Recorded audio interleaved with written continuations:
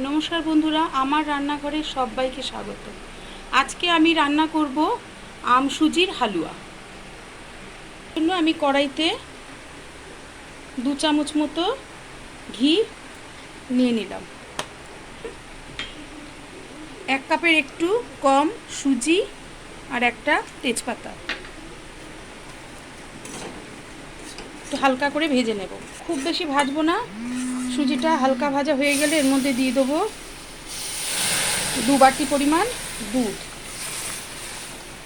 দিয়ে দেবো চিনি,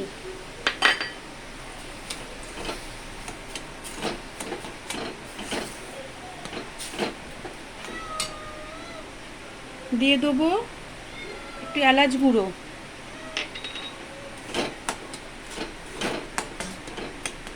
এবার এর মধ্যে দিয়ে দেব আমের পাল্পটা,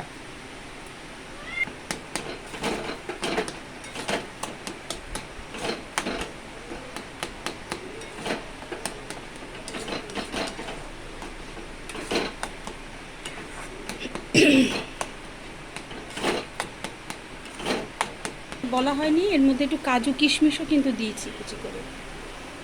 একটু ঘি মাখিয়ে নাবিয়ে নিলেই রেডি